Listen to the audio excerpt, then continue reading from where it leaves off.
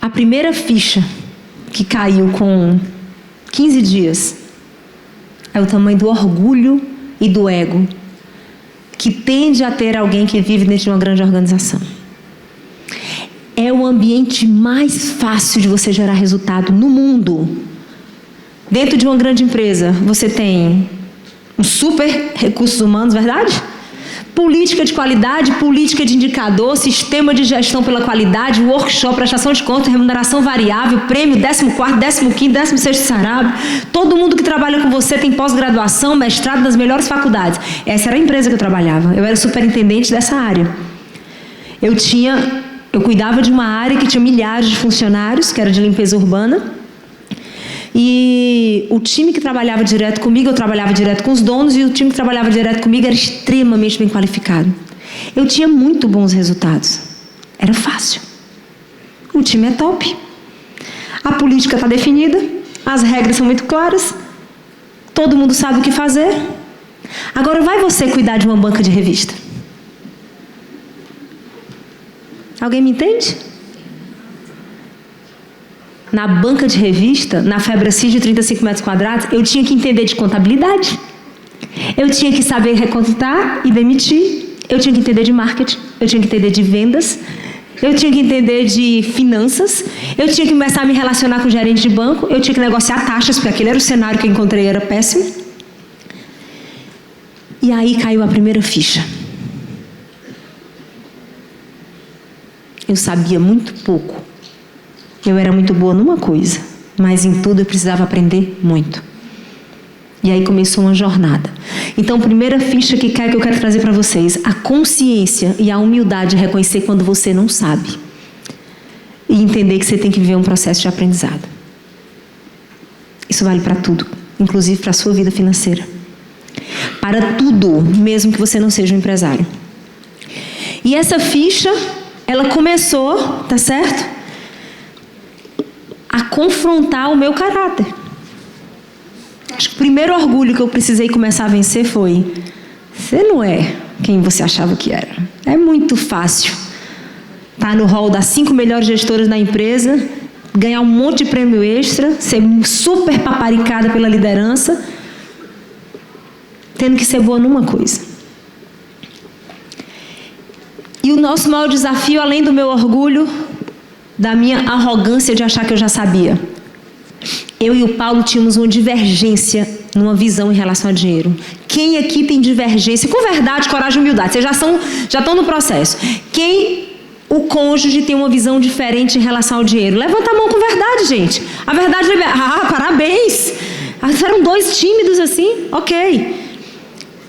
Essa consciência, ela é fundamental. Visões diferentes. Camilo, o que é visão diferente? Visão diferente é: um é louco para ganhar, o outro é louco para reter. Um é louco para investir, o outro tem medo de qualquer investimento. Um gasto que nem pensa, o outro não está nem aí para quanto tem. São visões diferentes. E enquanto não houver um alinhamento... Pergunte de novo. Quem tem uma visão diferente de uso e forma de ganhar dinheiro? Pronto, agora ele levantou.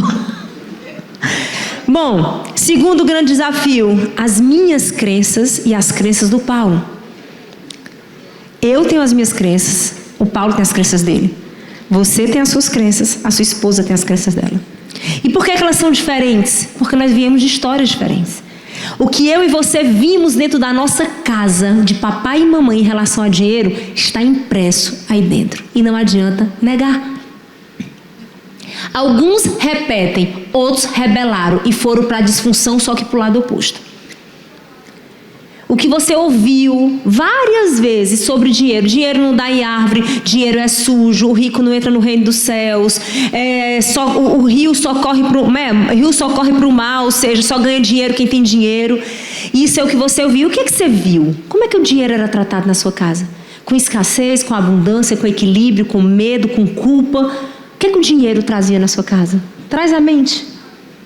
Traz a consciência. O que era vivido sobre dinheiro? Tinha muito e era tratado com tranquilidade, ou tinha muito e ele era o rei da casa, o dinheiro? Ou tinha pouco e gerava dor, gerava desespero, escassez, tem que guardar. Tem pessoas, muitas, Quando eu terminei esse treinamento, eu recebi algumas pessoas nos bastidores depois. A última vez que eu falei isso foi no Criação de Riqueza. E algumas pessoas vieram dizer para mim assim: Camila, eu era obrigada a ganhar presentes e levar um ano para usar uma roupa nova. Porque a minha mãe dizia que eu não sabia quando eu ia ter dinheiro para comprar outra roupa nova. Então, que eu só abrisse um pacote de uma roupa nova quando todas as outras estivessem muito velhas. Você acha que isso não forma crenças em relação ao dinheiro? E a sua é diferente da pessoa que tem que estar alinhada com você. Então, são duas crenças diferentes e divergentes que precisam ser alinhadas. E o outro desafio, quando eu entrei nessa função, foi o meu perfil com Paulo. Foi o desafio, era a oportunidade, mas foi o desafio. 2 dominantes, o Paulo muito mais do que eu, mas eu sou muito dominante. Um extremamente influente, que não consegue seguir um calendário, não consegue seguir uma agenda, marca 5 reuniões ao mesmo tempo, verdade, time? E eu, o inverso, 9, 9 e meia, 10, 10 e meia, surtava. A única diferença é que ele é meu presidente. E eu tenho que respeitar. Então, dizer que isso foi fácil, não foi fácil. Diferença de conformidade. Eu gosto de planilha, eu sou louca por números, eu preciso de informação, eu bato o olho se está errado, se está certo, qual é a tendência e tal. E ele é sensitivo, ungido, inspirado, melhor do que qualquer pessoa conhece. Ele enxerga o número lá na frente, mas ele não pega no papel. E eu fico louca, amor, tem que fazer conta. Ele conta pra quê? Vai dar isso. Vocês podem imaginar? É animado.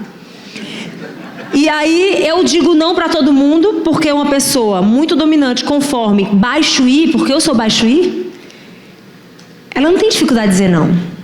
Eu digo não com muita facilidade, sem dor e com amor. Com a mesma facilidade que ele diz sim, não consegue dizer não. Então assim, um cenário, Paulo, ok, vai dar certo, sim, amigo, tudo certo, tá tudo ótimo. Camila, de jeito nenhum. Alguém está se identificando aí? Sim, né? Mas tem jeito, amigo, tem dado certo. Até aqui tem nos ajudado o Senhor, tá certo? Então, só que nós precisávamos de estratégia. A gente precisava de estratégia. Porque quando nós nos conhecemos, quando eu falo na peia, vocês sabem o que é peia? Nordeste eu sei que sabe. Mas na dificuldade, na escassez, sem dinheiro, com dor. Meu pai, além da dívida, sofreu um acidente, passou 10 meses em cima de uma cama. De familiares deixarem cesta básica. Eu fui criada como rica, gente. E na época que eu conheci o Paulo, familiares deixavam cestas básicas, anônimas, na portaria. Meus irmãos tiveram que deixar a escola, a melhor escola da cidade, para estudar de graça em colégios de terceira linha, de amigos que estavam abençoando. Eu sei o que é viver a escassez. E não sei de ouvir falar. Eu sei de sentir na pele. Fora todo o cenário emocional que essa situação financeira gera. Minha mãe com depressão, meu pai em cima de uma cama com vergonha do mundo, dos filhos, da esposa, se sentindo derrotado e ainda acidentado. E o Paulo na mesma situação. E aí um dia nós tomamos uma decisão. Escreve aí. Decisão. Eu queria só que você guardasse essa palavra. Essa decisão ela foi tomada quando a gente começou a pensar em casamento. E nós tomamos 2 decisões. O Paulo vinha de um divórcio.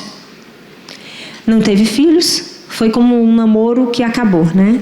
E eu o conheci, ele tinha 1 ano de divorciado.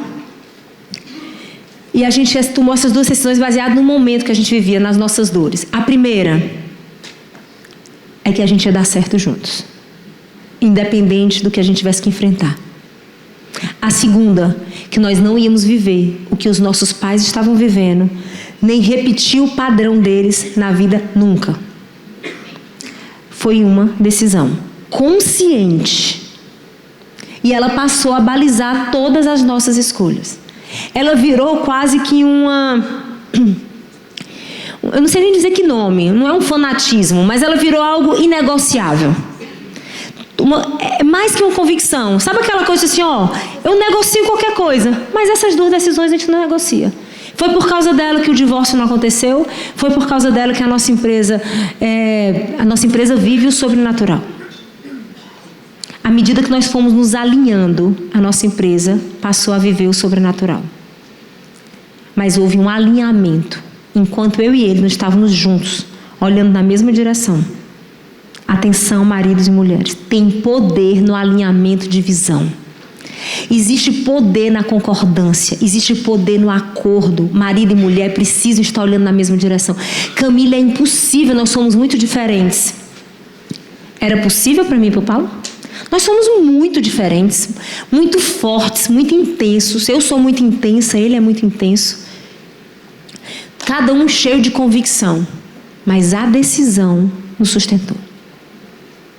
A decisão fez moer o orgulho, a decisão fez buscar conhecimento, a decisão fez a gente nunca abrir mão dos resultados, a decisão fez com que a nossa empresa nunca estivesse com o mínimo, sei lá, eu nem sei quantas consultorias, auditorias. A gente tem isso o tempo inteiro. Por quê? Porque nós entendemos que eu e ele não somos bons o bastante. O sonho da minha vida dele é ter pessoas que sejam infinitamente melhores que eu e ele no lugar. Por quê? Porque existe uma decisão. Que a gente não vai viver o que nossos pais viveram. E essa visão, esse alinhamento, ele fez com que a empresa fluiu, tá certo?